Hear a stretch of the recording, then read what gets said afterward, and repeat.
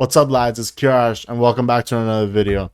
I just hit number 41 on the official LumiRank for the first half of 2025. Now, I'm very happy and I'm very proud, and it feels very surreal because 1 year ago or even 2 years ago, I would have never even imagined this. But today, I will talk about what this means to me, how I did it, how I got to where I got to. I will also talk about, like, a little story about Level Up Expo here and there. I will just, today is going to be more of a, no gameplay. It's going to be a straight up talk about just this whole number 41 top 50 on the LumiRank thing. But without further ado, let's get right into it. Keep in mind that I'm also just not following a script. I'm also speaking from the heart and the mind, so there will be a lot of cuts here and there, so just bear with me, lads. I will try to be as clear as possible. So I've been playing Smash competitively at the end of 2019, at the start of 2020. I remember one of my first locals was MSM offline. I got to meet Master Mario, everything. That just that felt like kind of nostalgic. There was 120 people at the tournament. Like, the tournament was just super stacked before 2G Gaming was discontinued, unfortunately. Most of my time I would spend playing Wi-Fi tournaments because quarantine happened at that time. I beat Wishes at an online tournament at Soak Series Invitational, was featured in a Zero video, and I created my Twitter account right after that. And then from here on out, I just started participating more in online tournaments and what the community had to offer. I got to talk to people, and I got to meet them over on Discord, of course, and be a part of this community. Offline tournaments came back around the middle of 2021, if I recall correctly, and I attended my local there, and then I played Smash World Tour. At the time, I got second at one of the online qualifiers in Smash World Tour, and I got fifth at one of the regional finals, so that I can actually participate in the championships in the World Tour. So for me to think back 4 or 5 years ago and look at myself now and be like, I got top 50 in the world, not even in this region, not even in a country. I got top 50 all over the world. And I'm just like, that's really, that's actually feasible. That really happened. That really fucking happened. So to dedicate 5 years of my time just to even get this far is just it means a lot to me, because I genuinely put a lot of time into this game, into practicing, into talking to people. I will also go over what I even did, but it's essentially not to be superficial, but these are the steps that I just had to go through in order to get better and better and better. I had to face, bad losses, and lose over and over and over again for those, massive wins that occurred over time. And I will be completely honest, self-doubt was a real thing. Sometimes I would even doubt myself and be like, can I even fucking do it? Is this even possible? But at the same time, I still just kind of kept going, you know what I'm saying? And at the same time, I did get more confident the better I got. And when I did get number 88th on the LumiRank back in 2023, I'm like, I got top 100 in Smash. This was the greatest thing I've ever fucking done. Holy shit. I did not do a lot in 2024. Here's a little something that most people don't know. So after I make top 100 in 2023, and then I get number 1 in SoCal, come 2024, I don't do anything at all. You know what I'm saying? I play Genesis and I play Supernova, and that's just about it. I made a tweet after the first SoCal PR came out in 2024 that my passion for the game has kind of died. And yes, it has, because the game was kind of dying. I was like, I got to top 100 in the world and I got number 1 in SoCal. So what the hell is even the point of playing anymore? What's the point? I've done all these things. What else is left? Sure, you can argue that, okay, you can get top 50, you can get top 30, but I'm just like, what's the point? In my head at the time, I was like, what is the point of me doing this? Simultaneous though, I still kept playing, not as often though, despite being hella down and demotivated and not really feeling super passionate for the game. And I just kept going and just living my normal life. And then come 2025, everything just started to change. Now, I'm very well aware that Raru is ranked significantly higher than me, and there's a good chance that Lugi will also be ranked higher than me for this season, as far as we know. But I would like to, still sit here and discuss to the audience about just my experience and pass down a little bit of knowledge here and there. So just bear with me, lads.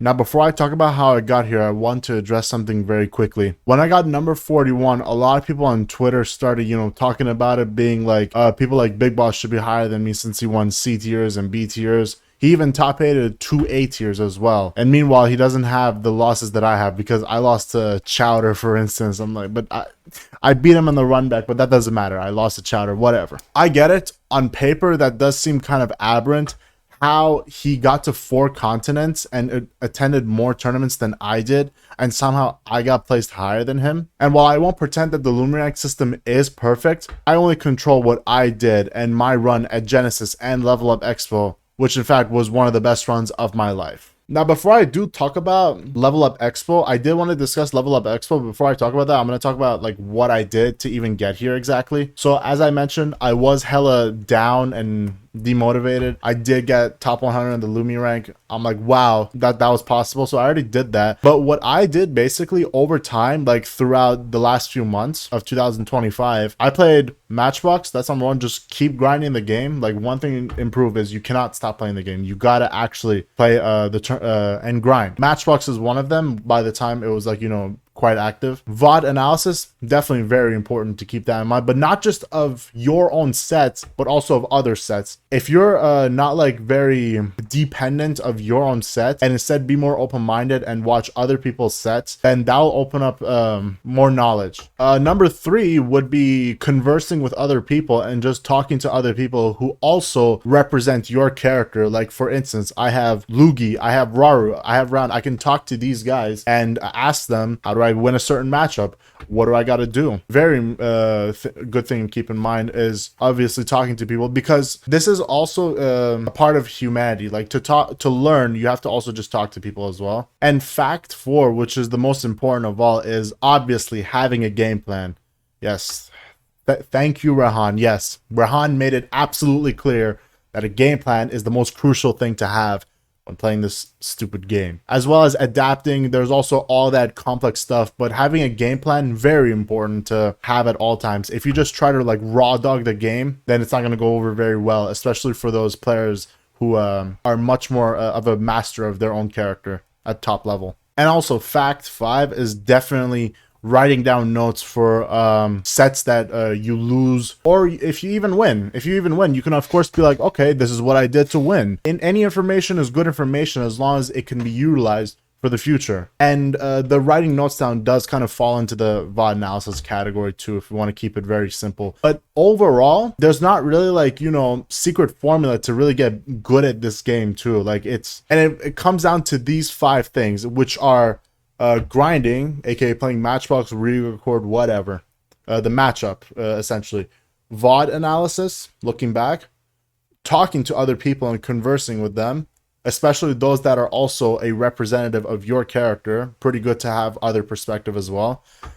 Fact 4 is having a game plan at all times. Again, thank you, Rehan. And fact 5 is writing down notes on sets that you either lost or won, because any information is good information. Now, I will talk about what was the turning point for me and how I even got to this position in the first place. How the hell did I get 41st? How the hell did I even get here? And it has to do with Level Up Expo. Now, before I did play Level Up Expo, I got introduced to this one game by one of my best friends, and this game is called Celeste. Now, I'm not going to go over what Celeste is, but it's like a very difficult platformer, like harder than Mario. But if you guys want to look up Celeste, if you guys want to find out more about Celeste gameplay, just look it up on YouTube or maybe buy it yourself. It's on Steam. But one thing I will talk about Celeste is a thing called Golden Strawberry. For those who played Celeste, and I even have a Celeste short on my channel, and I may post more Celeste stuff too, that a golden strawberry is where you complete the level without dying once. You need to do the level completely,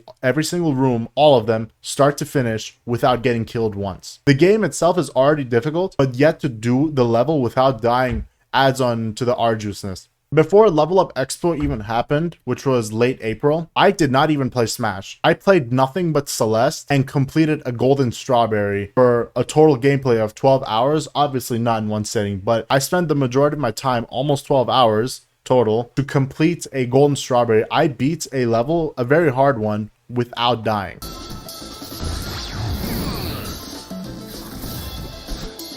Come on. That's it. It's over. Yes.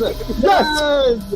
I was motivated by Banana Mage and Risk Taker to complete this golden strawberry. And one of the funniest things is when I was playing and I was feeling very frustrated, Risk said, Chia, you beat this golden strawberry, you are top 8ing level up expo. I'm like, that's fucking bullshit, bro. That's not gonna happen. And turns out it actually did. Now, why did this happen? Did I magically play another game and I got top 8 at one of the biggest tournaments of the season? That's bullshit, right? What Celeste did for me, again, bear with me, lads. What Celeste did for me was it constructed endurance and patience and also allowed me to be in flow state and complete zone of being locked in. Because I had to concentrate so much on actually beating the level and not dying, and then just like getting through each room despite its difficulty and the fact that I'm gonna die, and if I die I have to stay locked in and just try again, just keep fucking going and try again. And of course it also improved my reaction to just like, you know, of what jumps to do and whatnot. But most importantly, endurance, because if you die, you just have to try again. Being patient, and that falls into that category,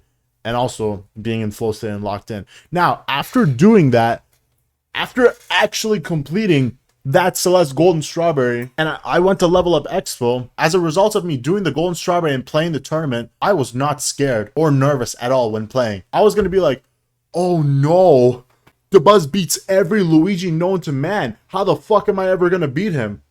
But I just was not scared. I had the correct game plan in mind. I knew my reaction was good. And at the same time, I genuinely felt this. At the tournament, I felt like everybody was afraid of me. And the gameplay speaks for itself. Did you see me misfire Doran Migi and he went to the fucking platform? The gameplay speaks for itself.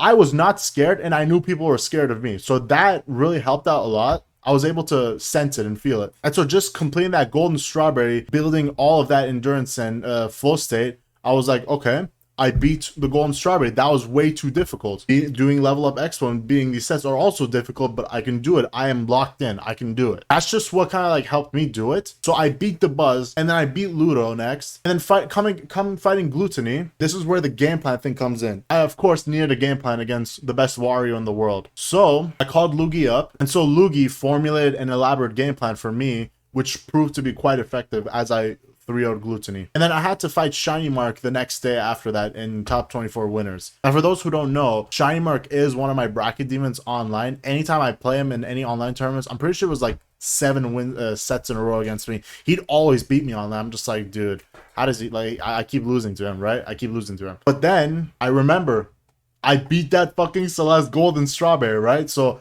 I had that in mind, so I'm like, okay, no need to be nervous. No need to be nervous. You beat the Celeste level, which was way harder than any fucking set you've ever played in Smash. And coming back to the game plan thing, most people are gonna fucking flame me for this, but I don't give a fuck. I talked to Elegant, and Elegant gave me the fucking details of what to do against Pikachu, how to do well against Shiny Mark. We actually analyzed a Shiny Mark Waka set and gathered intel on that. So going back to VOD analysis, I just used VOD analysis, talking to a representative of the character, writing down notes, and having a game plan. Applying these 4 things, I was able to clutch up and just win in top 8, one of the biggest tournaments of the season, which I'm like, wow, I actually did it. I top 8'd a super major, a premier event as Solo Luigi, and that was one of my goals too, and I just pulled it off. In summary terms, not only do those 5 information help, but also playing a lot of fucking Celeste and trying to, you know, beat a level without dying. There's multiple levels and you just gotta beat each of them. That's not the actual gameplay. That's just like, you know, extra stuff like challenges. Like you do those challenges. I did those challenges and those proved to be very useful, and